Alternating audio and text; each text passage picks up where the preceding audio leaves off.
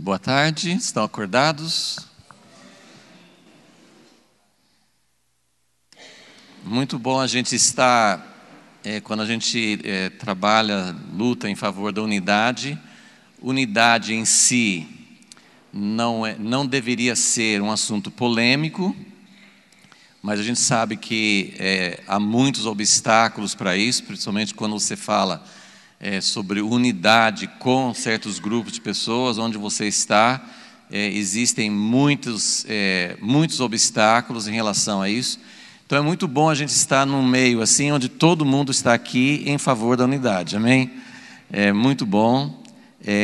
Outra coisa assim que me alegra muito, sim, é o lançamento desse livro. Quantos estão ardendo com vontade de ver esse livro, esse curso sendo digerido e aplicado e usado por todo o Brasil? Amém, irmãos? Isso se você já deu uma folheada, viu os assuntos, imagine assim, realmente absorver isso, porque a leitura de um livro é sempre bom, mas um livro que é um curso faz você digerir, é uma coisa assim que você não só lê, mas você realmente aplica mais, é uma coisa que você consegue aproveitar muito mais. Então, hoje nós vimos alguma coisa sobre a primeira lição, e eu quero falar um pouquinho com vocês sobre a 11ª lição, tá? É a penúltima lição do livro, é sobre a unidade da igreja com Israel, ou com os judeus messiânicos, com o povo de Israel. Se você está com o livro aí, você vai ver que logo na página...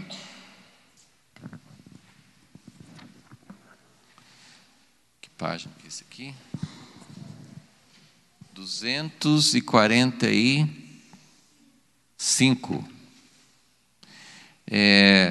O primeiro título do capítulo que é a primeira e a principal das divisões. Então, só queria, assim, lógico que a gente não vai explorar todo o capítulo aqui, mas eu queria explicar um pouco, porque eu não sei se você parou para pensar, não sei se esse subtítulo causa alguma pergunta, assim, será que é a primeira divisão?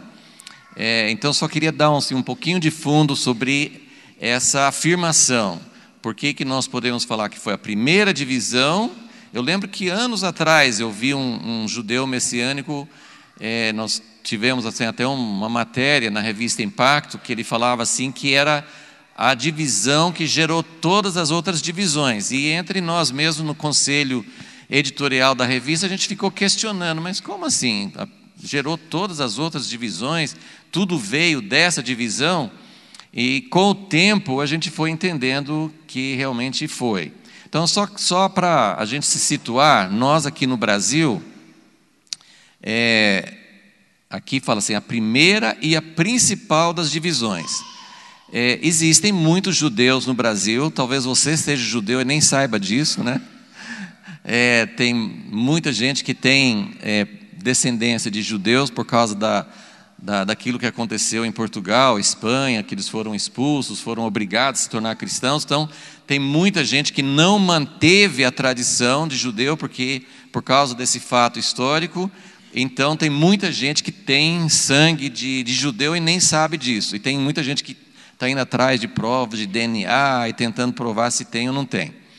Mas, mesmo assim, para nós no Brasil, eu posso perguntar para vocês, você conhece algum grupo de judeus? Tem judeus na sua cidade? Tem alguma sinagoga? Tem algum grupo de judeus messiânicos? Eu acho que a maioria de vocês vai dizer que não. Então, nós temos um pouquinho de dificuldade para dizer assim, nessa busca por unidade, a principal divisão, aquilo que realmente deveria ser a primeira divisão a ser resolvida, é a divisão com os judeus.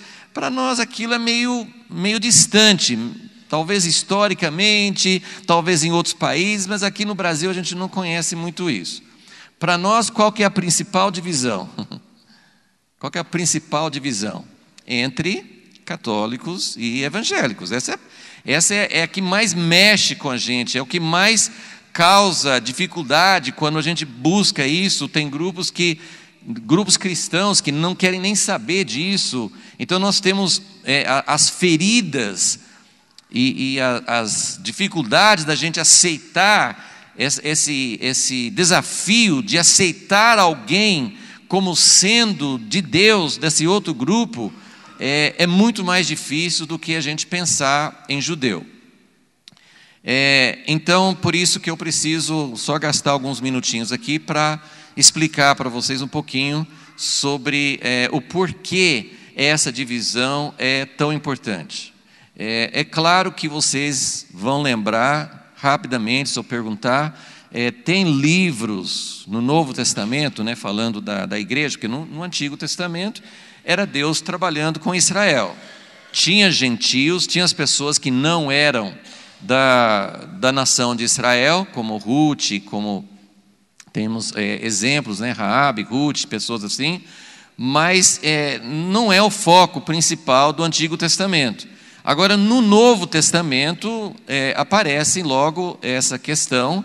Se eu for perguntar para vocês, vocês lembram de alguma passagem no Novo Testamento que trata dessa questão de como que tem judeus e gentios dentro da igreja, como é que nós devemos lidar com isso?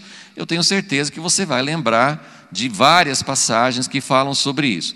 Mas eu quero, assim, bem rapidinho, eu quero tentar traçar um pouquinho do porquê. Por que essa divisão é tão importante, por que ela gerou as outras divisões, e ela tem uma aplicação porque, mesmo que nós não convivamos com judeus, com o povo de Israel, com judeus messiânicos, o mesmo princípio acontece nos nossos dias. Então, por que será que existem dois povos? Porque você sabe que gentio não é raça, né? Alguém acha que gentio é uma raça? Gentio não é uma raça. Quem que é gentio? É todo mundo que não é judeu. Então, só essa divisão da humanidade nesses dois grupos é meio ofensivo.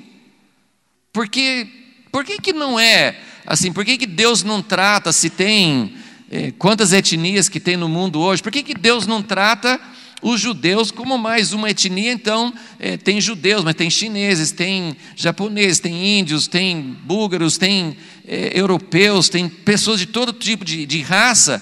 Por que Deus não simplesmente trata como um monte de etnias? Por que ficou dividido em judeus e não judeus? Então, essa é a primeira pergunta. E eu gastaria muito tempo e nem assim não responderia, mas eu vou tentar responder em poucos minutos por que tem esses dois grupos, ok? Pense um pouquinho, preste atenção. Eu não sei se é isso que vocês vão discutir nos grupos depois, mas eu quero saber depois se você conseguiu absorver. Por que tem esses dois grupos? Por que Deus dividiu a humanidade nesses dois grupos? Por que a gente precisa lidar com essas duas questões?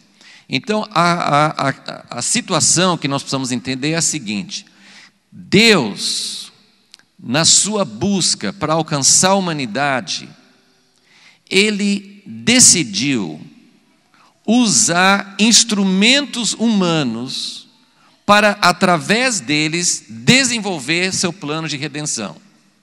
Ok? Deus decidiu, isso antes de Jesus. No Antigo Testamento, Deus andou com Noé, Deus andou com Enoque, mas principalmente a partir de Abraão, Deus andou com Abraão, Deus escolheu Abraão. Isso faz parte de uma estratégia de Deus. Deus não foi se revelar lá na China, na Índia, na Arábia, na África. Deus não foi se revelar a cada um desses povos. Deus se revelou a Abraão e Deus começou a trabalhar com uma nação escolhida. Porque Deus só amava os judeus, Deus não amava mais ninguém no mundo. Sim ou não?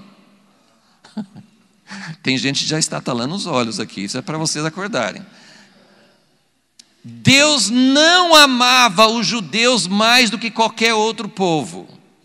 Mas Deus decidiu se revelar à humanidade usando um povo escolhido. Nunca foi intenção de Deus pegar um povo e ficar só com esse povo. O povo seria o instrumento de Deus para Deus se revelar a toda a humanidade. Deu para entender? É uma coisa que é ofensiva às nossas mentes, porque por que Deus não se revelou lá na China para alguém lá? Por que Deus simultaneamente não escolheu alguém em cada nação? Eu não sei, um dia você pode perguntar para Deus. Por que Deus resolveu fazer assim? Mas Ele se revela a algumas pessoas, a uma nação, para que através dessas pessoas outros possam ser conhecidos por Ele. Então, a razão de existir judeus e não judeus não é porque Deus ama mais os judeus. Eu quero que vocês peguem bem esse ponto, porque é por essa razão que até hoje nós temos esses dois conceitos. Então, através dessa escolha, dessa estratégia de Deus, de se revelar, de escolher algumas pessoas, na verdade Ele começou com indivíduos, mas através de indivíduos, através de Abraão, Isaac e Jacó, Ele foi desenvolver toda uma nação, todo um povo, e esse povo seria a manifestação, seria a testemunha dele. Quem iria falar das grandezas de Deus para todas as nações da terra? Quem seria o povo que demonstraria às nações como Deus é? A nação de Israel. Agora, isso gerou um grande problema e gera até hoje. Por quê? Então, vamos olhar, assim, eu quero que vocês captem as duas situações. A nação de Israel é a nação escolhida por Deus. Quem gostaria, você gostaria de ter nascido como parte da nação escolhida? Se você pudesse escolher, você escolheria fazer parte da nação de Israel? Pensa um pouquinho antes de responder. Se você pudesse escolher que nação, que povo, aonde você pudesse nascer, você escolheria fazer parte da nação escolhida? É maravilhoso ser parte da nação escolhida, mas com a nação escolhida tem uma grande responsabilidade. Quando eu penso nesse aspecto, não sei quantos já viram, né, o Violonista no Telhado, né, tem um filme musical que é muito legal, fala assim sobre os judeus sendo perseguidos lá na Europa Oriental, e aí vai contando as dificuldades e as coisas que Deus faz para julgar, e ele passa por os judeus todos, como você sabe, a história dos judeus é uma história de sofrimento. E tem uma hora no filme que ele levanta os olhos para Deus e fala assim: Deus, nem por um pouquinho, não dá para o Senhor escolher um outro povo? Não daria para a gente não ser o escolhido, pelo menos por um pouco de tempo? Porque ser o povo escolhido de Deus envolve muita responsabilidade e muito sofrimento. Então por isso que eu perguntei, você gostaria de ter nascido com o povo escolhido? O povo escolhido tem uma grande responsabilidade, mas existem atitudes erradas de quem é escolhido e existem atitudes erradas de quem não é escolhido. Aqueles que são escolhidos, embora tenha sido muito claro em todos os momentos, Deus falou assim: Abraão, sai da tua terra, da tua parentela, porque eu vou levar você para uma terra, você vai ser abençoado, na sua descendência todas as famílias da terra serão abençoadas. Ficou alguma dúvida? Deus só queria Abraão, os descendentes dele? Não, é um chamado para abençoar todas as famílias da terra. Mas por que os judeus, por exemplo, no tempo de Jesus, por que eles achavam que só podia ser o povo deles? Então, existe uma síndrome, existe uma atitude que até hoje as pessoas que são escolhidas por Deus, que são alcançados por Deus, nós temos a mesma atitude: só é salvo, só é abençoado, só é amado por Deus quem faz parte desse povo escolhido.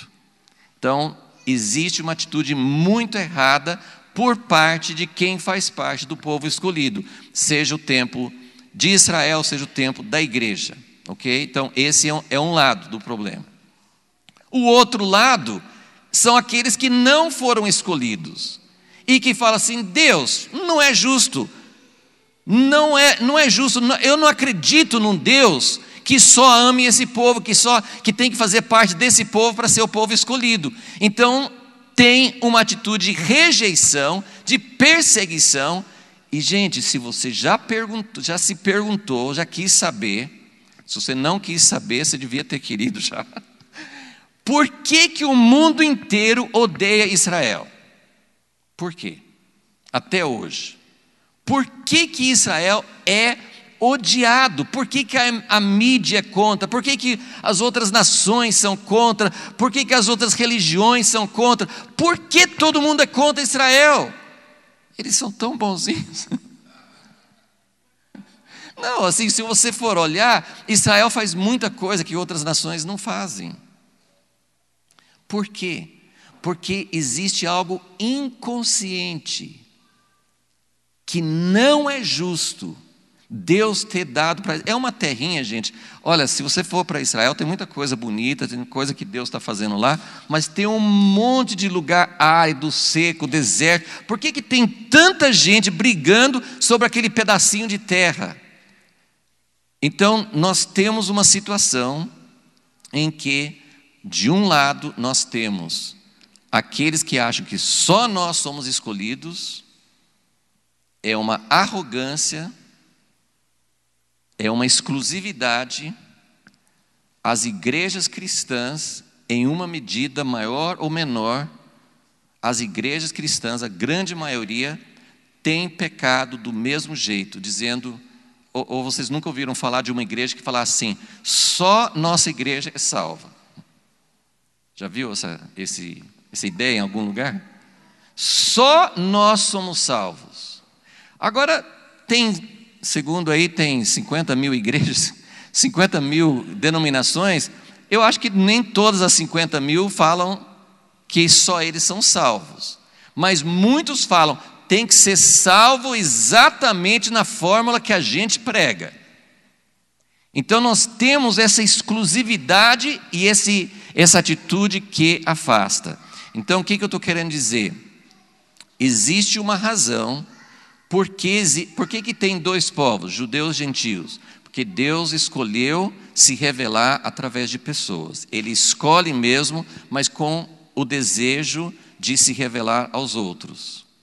Mas essa estratégia de Deus e essa divisão, essa separação em um povo escolhido que vai levar para os outros, e os outros que precisam reconhecer que Deus escolheu Israel e que nós precisamos ouvir, nós precisamos receber os oráculos de Deus.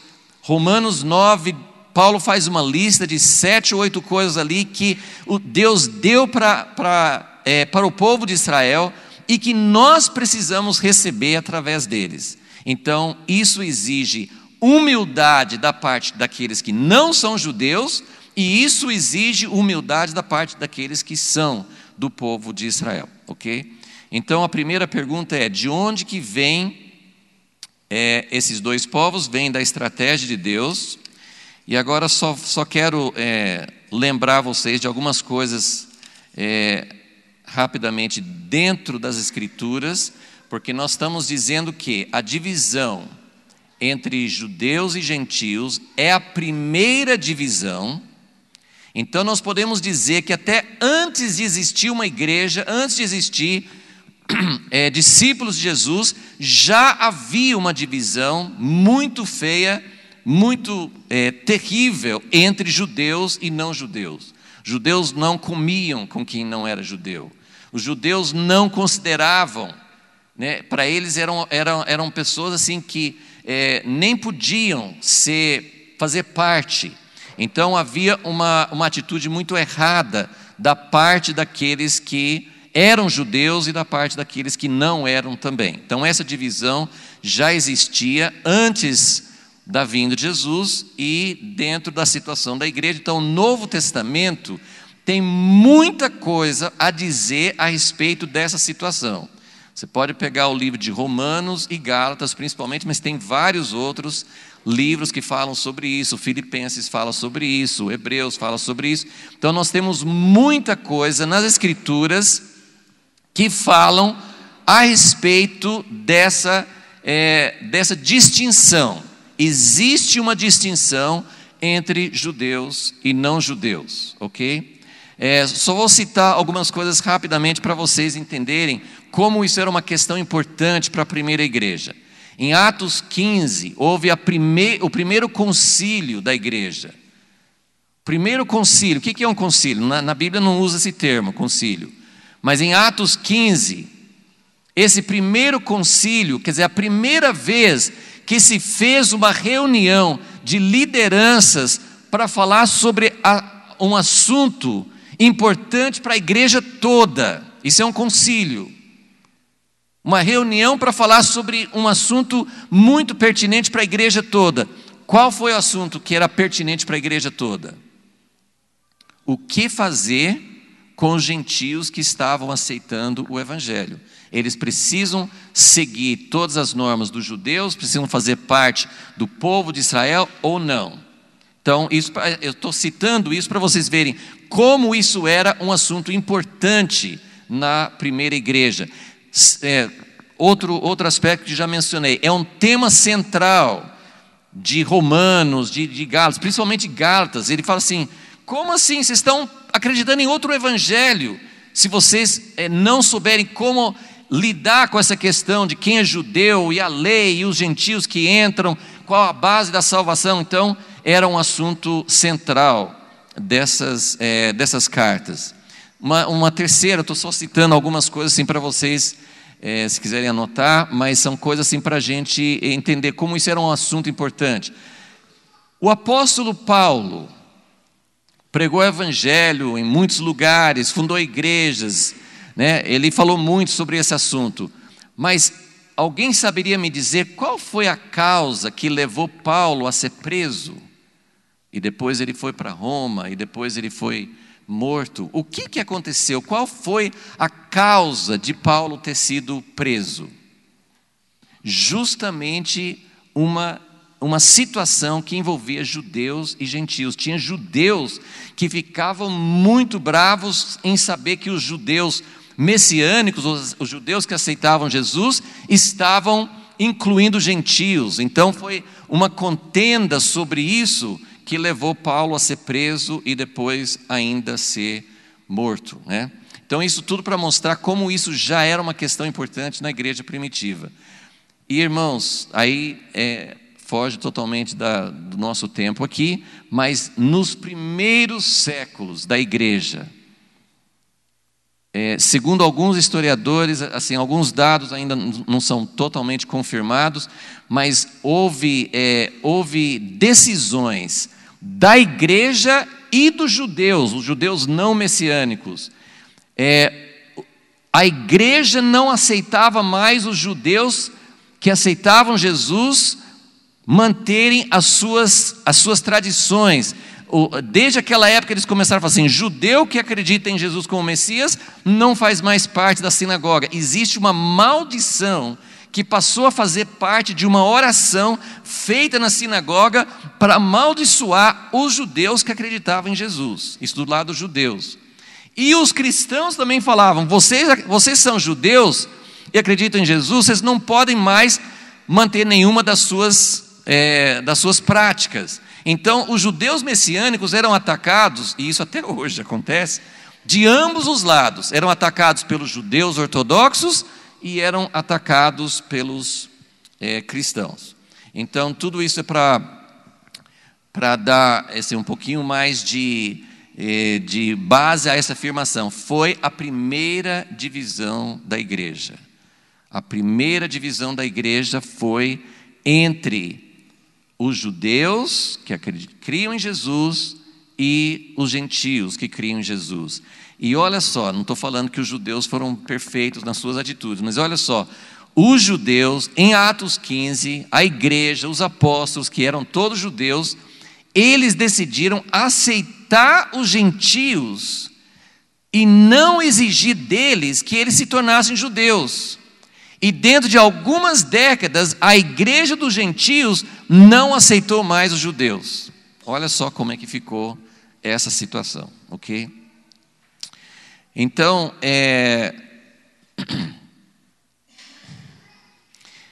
agora, eu já mencionei isso, mas eu quero reforçar. Por que essa divisão é a fonte de todas as outras divisões? Eu vou dar 2 motivos aqui, pode ser que haja outros, mas eu queria falar sobre dois motivos aqui. Por que essa divisão, eu já expliquei, foi a primeira.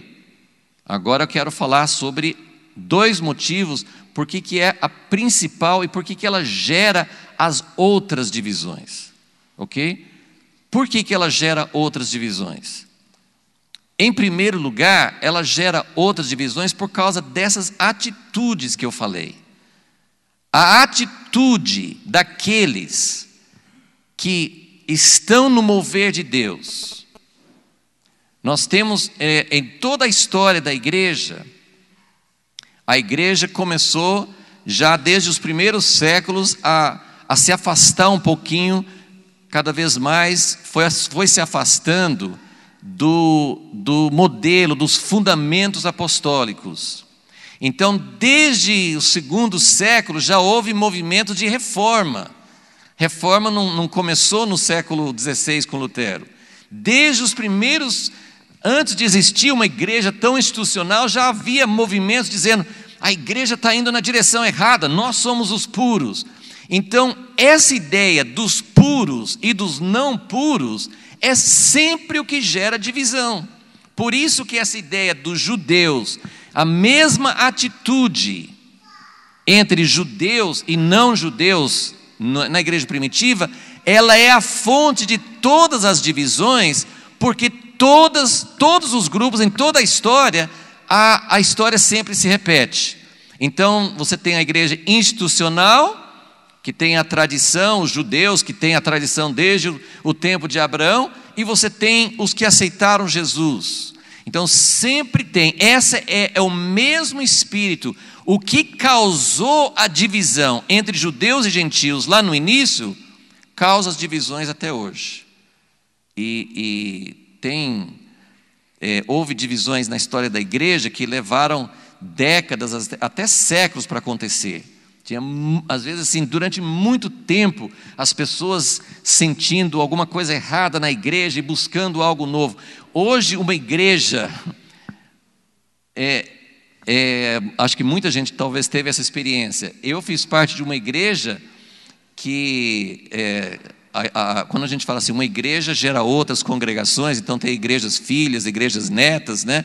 Agora, isso é maravilhoso, né? Uma igreja vai gerando outras e criando outros grupos, mas o que acontece na divisão é uma igreja divide, aí sai um monte de gente da igreja e cria uma outra. Dentro de um espaço de 10 anos, lá em Americana, isso aí deve acontecer em muitos lugares, já tem uma filha, mas por divisão, não por gerar. Tem uma filha que já gerou uma outra filha por divisão, uma porção de outras filhas, e essas estão gerando outras, mas tudo por divisão. Agora, assim, né, tem mamíferos como coelhos e coisas assim que se multiplicam muito rápido. Então, a divisão que antes levava 50 anos, agora leva 5 anos, 2 anos, né, para criar uma divisão. Então, por que tem essas divisões? Mesma razão que existia entre judeus e gentios, por isso que ela é a fonte de todas as divisões. E a segunda razão, porque a divisão com os judeus gera outras divisões, é porque a nossa ligação, isso está em Romanos 9, muito claro, está em outras partes das Escrituras. Efésios 2 fala que nós, os gentios, que antes não éramos povo, nós fomos convidados para fazer parte de uma comunidade. Essa comunidade é a comunidade de Israel. Nós fomos convidados para fazer parte dela. Não somos nós que convidamos judeus a fazer parte da nossa. Nós fomos convidados a fazer parte da comunidade de Israel. Por que isso? Porque em Israel é que está as nossas raízes, as alianças, né? O conhecimento de Deus. Tudo que Deus fez no Antigo Testamento, Ele fez com a nação de Israel. A partir da época em que a igreja rejeitou as suas raízes judaicas, ela perdeu alguns dos seus fundamentos. E quando nós perdemos nossos fundamentos, nossa identidade, o que surge como consequência é divisão. Então, são as duas razões porque nós precisamos voltar. Enquanto essa divisão não for realmente curada, as outras divisões não serão. Então, essa está no penúltimo capítulo do livro, mas é um dos fundamentos da nossa busca por unidade. Se nós não acharmos as nossas raízes, isso em alguma medida já está acontecendo, e a gente percebe que Deus está, através disso, fazendo uma cura que vai alcançar outras divisões, outras situações que estão erradas e que Deus quer trazer para nós. Amém? Então, eu espero que isso tenha dado um desejo de vocês conhecerem mais. São questões muito importantes que a igreja hoje, como eu falei no início, nós podemos não conhecer muitos judeus aqui no Brasil, podemos não conhecer comunidades, pode parecer muito distante, mas é uma coisa de necessidade básica, importante.